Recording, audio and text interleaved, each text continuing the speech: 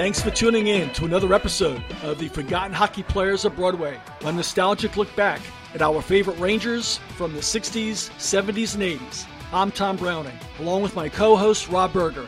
We can be heard on Google Play, iHeartRadio, YouTube, iTunes, SoundCloud, Spotify, and of course, our website at gotommyboyproductions.libsyn.com. That's gotommyboyproductions.libsyn.com. Please check it out. You can capture all of our episodes on our webpage. You can contact us by just clicking on the contact bar. You can access all of our episodes. You can leave a message. We'd love to hear from you. Love to hear about the players that you would like for us to profile. Love to hear about maybe some of the seasons other than the 60s, 70s, and 80s that really made an impact on you as a fan. Again, we will be going off the menu every once in a while. We'll be talking about the current day New York Rangers, the state of the franchise, and again, we love to talk about previous playoff games, impactful trades that took place in New York Rangers history. So wherever you listen to us, please hit subscribe. It's free. So without further ado, here are your hosts, Tom Browning and Rob Berger. Well, the summer is finally over. Welcome to another episode of the Forgotten Hockey Players of Broadway. I'm Tom Browning, along with my great friend and show co-host, Rob Berger. Rob, how you doing, buddy? Hey, Tom. We're getting ready for hockey season. We're a week away, a little less when this will come out. The weather's getting cool. Hockey is in the air. It is, and I'm getting really excited. I even had a chance to watch a couple of preseason games, and, I think the Rangers are on their way, and I think next week or maybe the week after we will do a camp episode, to touch on some of the prospects and who shined, who did not, and maybe we can project the lineups. Although I guess the season starts a week from today in Nashville, so I guess unless we do a show next week early, we'll have to be a little bit behind the curve on this one. But we'll do a summer camp or an exhibition season overview on our next show. What do you think about that? Yeah, that would be great. I'm very ready for training camp to be over. I think they play way too many exhibition games, and exhibition games are silly as it is because you watch these games and the home team puts on their A squad, and then the road team has an AHL squad on the ice, so you don't get a really good idea of who is who, and you see teams scoring 5-6 goals, it really means nothing, and you watch this whole game praying there's no injuries. Yeah. Seth Jones or Corey Perry. Well, I thought the Rangers, I don't know if they put their A product on the ice last night, at least from an effectiveness standpoint or from an execution standpoint. They left a lot to be desired, I thought. Now, it is a preseason, but I thought that by now, I guess it was their fifth game last night. And home game against the rival Islanders, I expected a little bit more energy from the team, and I was surprised that we didn't get it. Zibanejad played well, but the rest of the team didn't seem to match the energy of the Islanders. So I was a little bit disappointed in that. And again, we'll get into that a little bit more in the next show, but I know that Kenny Danico the other night was kind of lamenting the fact that these teams play too few exhibition games. I guess in his day, they used to play 12, 13, 14 preseason games, and the young kids really had a chance to shine. And he says now, almost every shift, definitely every game, and almost every shift from a kid trying to make the squad, really, it's ramped up and it's really amplified. So, I agree with you. I think there really are too many preseason games. I would like to see training camp longer. I like to see more practices. I think these guys, they get weighed in on a Thursday and they have their first practice on a Friday and they have their first preseason game on a Sunday. I think they don't seem to do much in the way of on-ice work prior to the first preseason game. So that's, to me, is a little bit odd. But so we can dig down on that a little bit deeper, I guess, on our next show. Absolutely. But today, we're going to talk about number 30, JD, John Davidson. And I want to dedicate this show to my good friend, Eric Froman, who was Eric's idea. He said, Tom, why don't you and Rob do a show on JD, on John Davidson? And, I said, Eric, I think the time is right. Ordinarily, if we had the show a few years ago, I would say he probably did not meet the criteria because he was a broadcaster for 20 years with the New York Rangers. And, he was very visible within the organization. And now he's been away for a while. And some of the newer fans may not be, very knowledgeable about JD, about some of his highlights with the Rangers. And definitely, his executive work. He's done a fine job as the president of the Columbus Blue Jackets. And prior to that, and Rob, you can really get into a little bit more on this with the Blues. And yeah, he's now behind the scenes. He had his moments with the New York Rangers. Yeah. I would say for the vast majority of Ranger fans, they know him as a broadcaster, whether it be, like you said, his 20 years with MSG, but he's really worked almost everywhere from a national perspective. He's worked on NBC, ABC, Fox. The first year of what is now NBC Sports, which was Versus, and it was OLN, its first year. And he's also for almost half that time he was up in Canada with doing games for CBC as well. Yeah, and I think he also did a lot of Olympic coverage for NBC with Mike Emmerich and Eddie Olczyk. So he's had a lot of local and national exposure, both in the States and up in Canada. And for kids from the 90s, he was a part, at least for 1 year, on the NHL, EA Sports NHL video game. Oh, is that right? Wow. So he was behind the scenes like John Madden, I guess, for the EAC games. I didn't know that. That's interesting. Yeah, and he's had a very distinguished career as an executive with the St. Louis Blues. I believe Dave Checketts actually brought him into the fold when Checketts was the CEO of the St. Louis Blues. And I may stand corrected, but I thought it was Dave Checketts who actually ran Madison Square Garden or was the president of both the Knicks and the Rangers back in '94 when the Rangers won the Stanley Cup. So I have to do some more research on that, but I think it was Checketts who actually brought JD to St. Louis when he became a major part of that organization. No, yeah, I think you're right. He had a good run there. He's had an even more impressive run in Columbus. Yeah. They still haven't gotten past the first round, but since he's been there, they've made the playoffs just 3 out of the 6 years. Right. And definitely their most consistent winning years have been in the JD era. They had one winning season before he got there, and all but one of his years there, they've had a winning record. Yeah, he's done a nice job in bringing some top-end talent with them. He's made some very good trades and hired some good coaches, and they have been a very respectable organization, and the fans have really taken to that club. They really have done a nice job going to the games, supporting the club, and it's funny, I have a former colleague, Greg Smith, whose son, he lives in Ohio.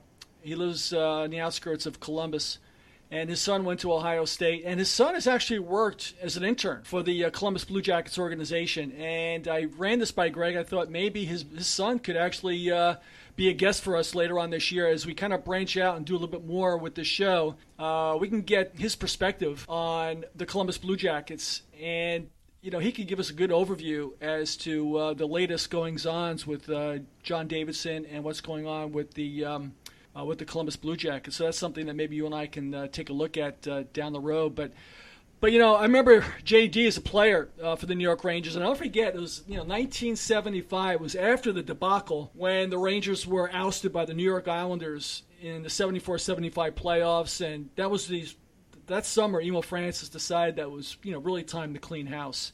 Eddie Giacomin was let go, put on waivers early the next season. I believe Gilles Villemure stuck around for a little bit longer.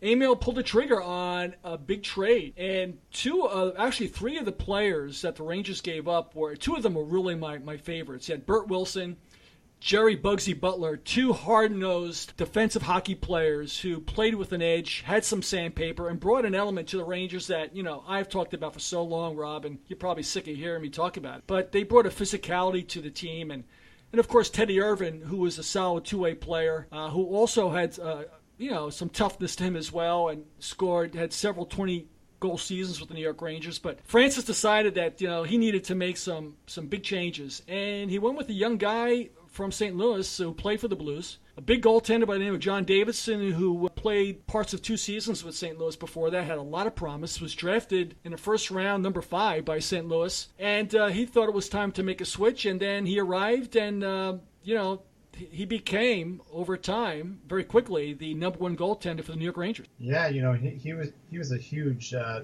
guess no pun intended there, but a great prospect. Coming out of Western Canada, played in the Western Hockey League. Yeah. Really one of the best goalies ever in Western Hockey League history. Won an MVP. Won an MVP there. Won Best Goalie Award, and was a first-round pick of the Blues. I guess Blues fans don't want to see who they passed on in that draft. The same draft that the Rangers took Rick Middleton, actually. Definitely when he came to New York, definitely changed the landscape in net for the Rangers. Yeah, he really did. And, that was a year where, the Rangers really had some soul searching. They, like I said, they were ousted by the New York Islanders. They had to make a change. And here's a guy, like you said, he won all those awards in Western Canada. As a matter of fact, he was the first goaltender ever to jump from major juniors right into the National Hockey League. I did not know that. You look at the Ken Drydens who played in college, and you looked at some of the great goalies that preceded John Davidson. But being the first goaltender to jump from major juniors right to the National Hockey League is a humongous feat in itself. And again, he very quickly became the number one goaltender for the New York Rangers. I believe his first year in 75-76. He played in 56 games.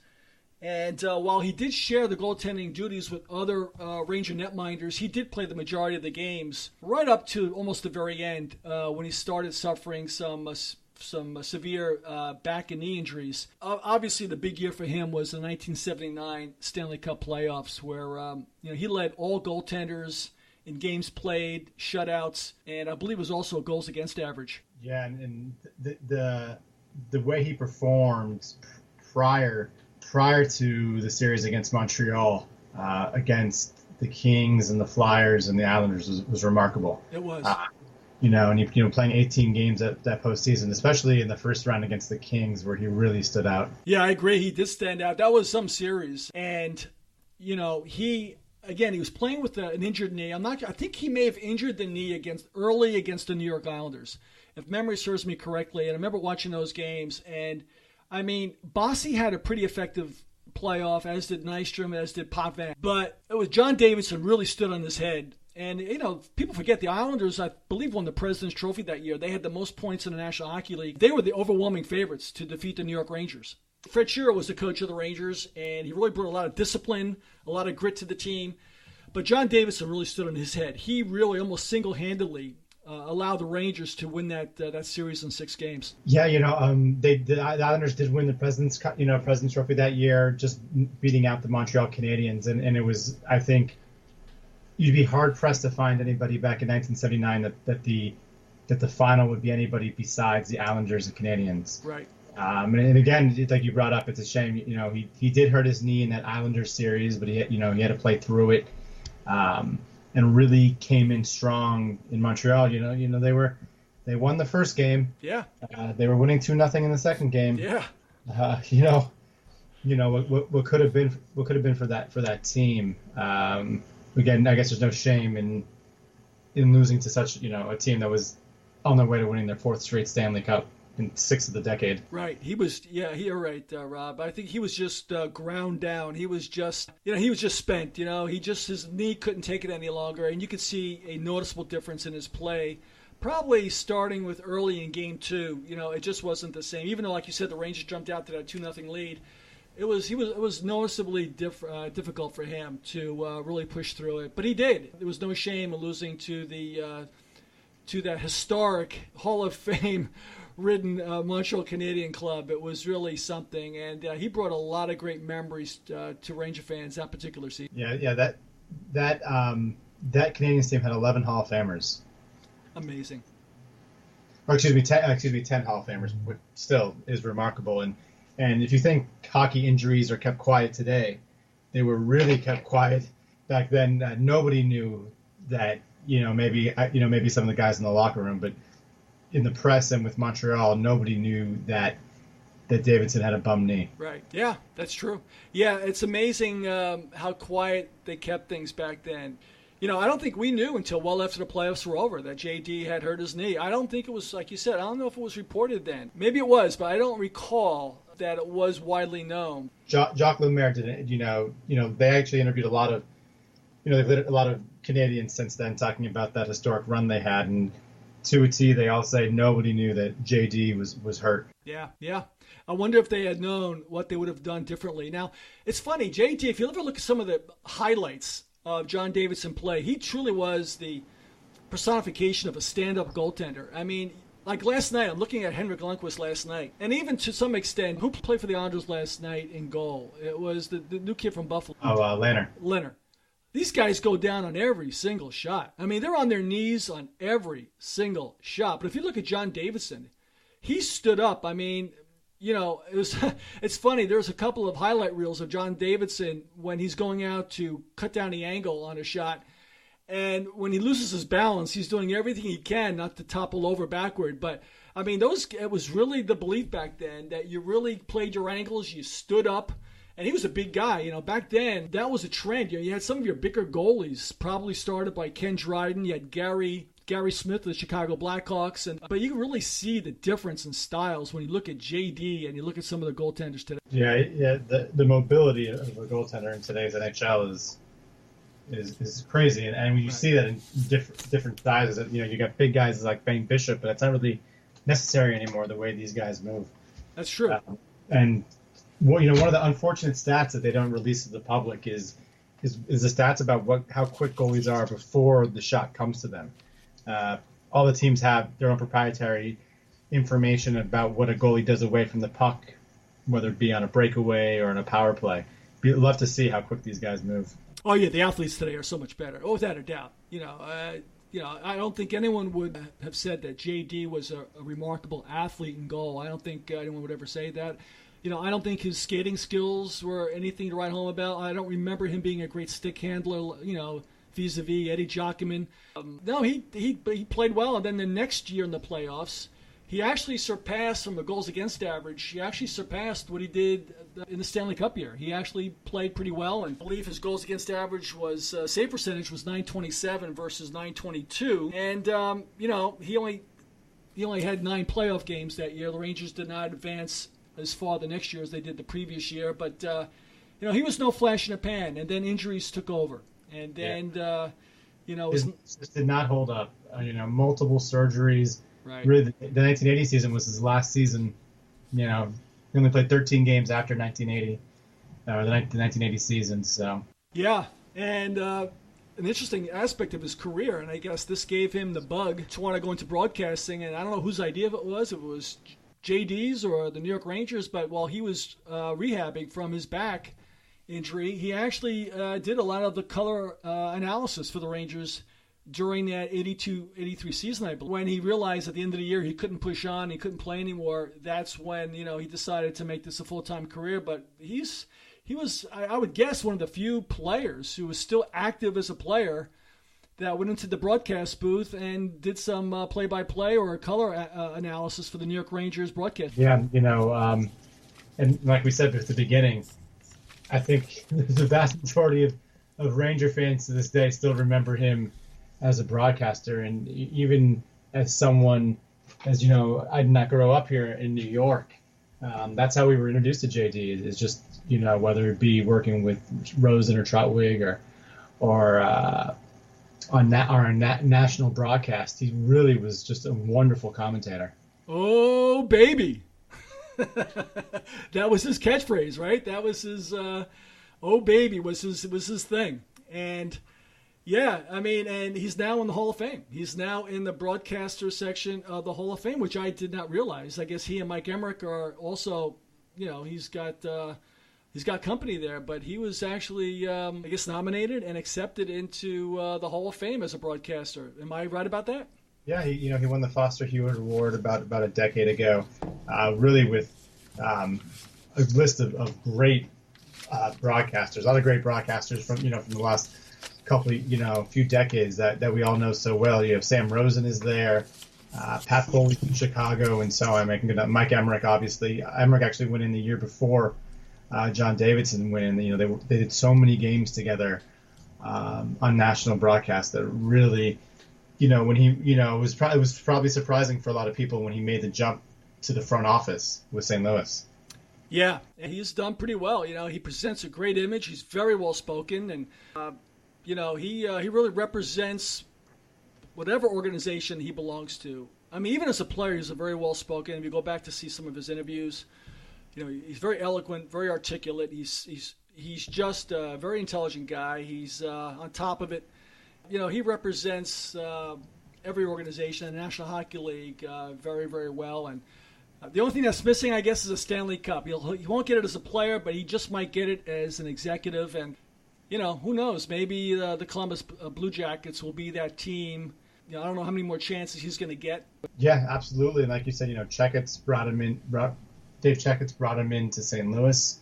And then, as things went downhill in St. Louis, at least in terms of the ownership group, he was quickly hired by the Columbus Blue Jackets to really turn around that franchise, which struggled for so long since they came into the league. Never saw the success of the other teams that came in around them, such as Minnesota or Nashville, even the newly formed Winnipeg Jets for that matter.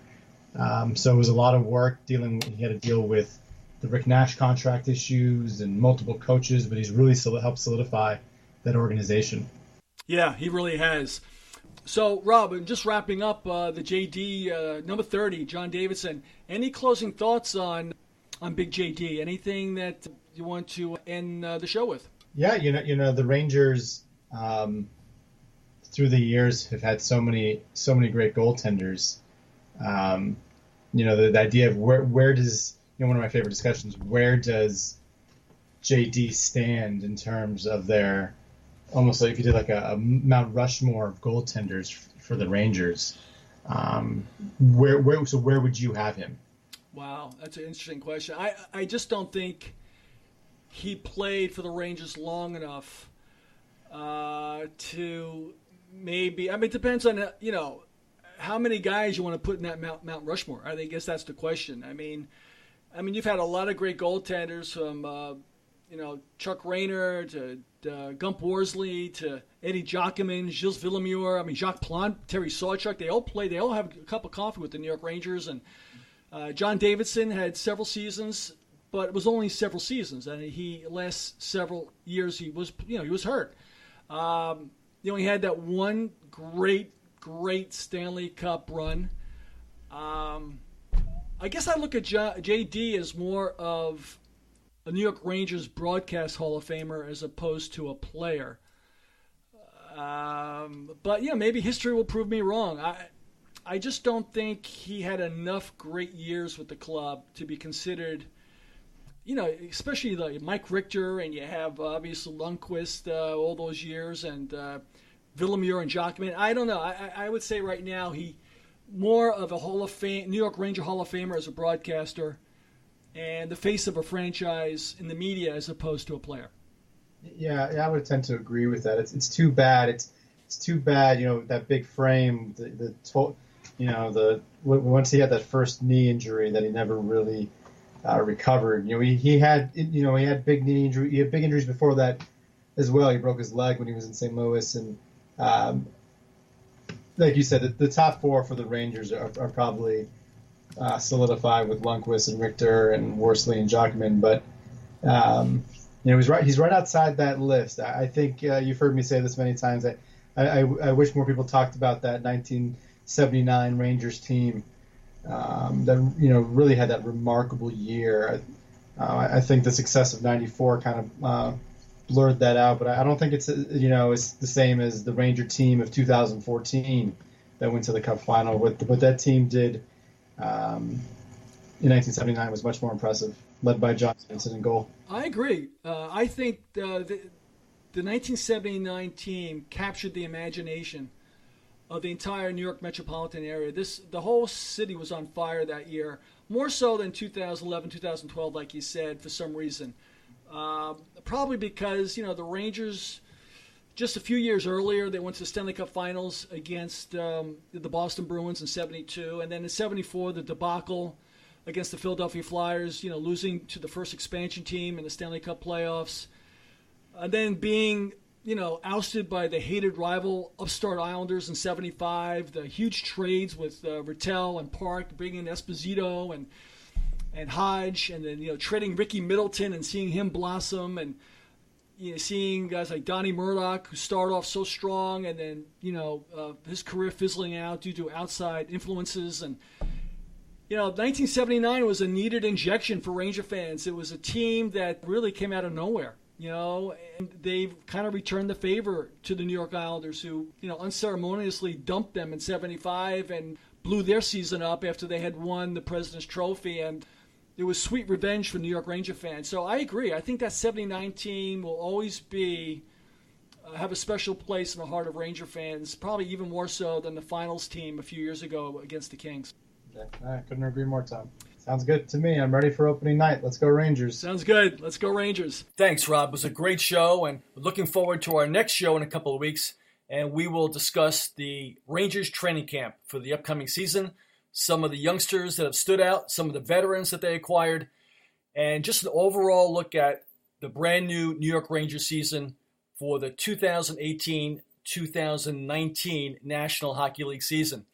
So fans, before we sign off, just a reminder, Rob and I would love your suggestions for any type of shows you would like for us to think about, to implement for this upcoming season, whether it be players that we have not profiled yet from the 60s, 70s, or 80s, some of the newer generation New York Rangers, some of the off-the-menu topics pertaining to the National Hockey League in general, competitive hockey clubs, you name it, we will entertain it. So please drop us a line on Facebook, on our webpage, which is www.gotommyboyproductions.libsyn.com. That's gotommyboyproductions.libsyn.com, or you can reach us on our brand new Facebook page. So on behalf of Rob Berger, this is Tom Browning, signing off for this edition of the Forgotten Hockey Players of Broadway.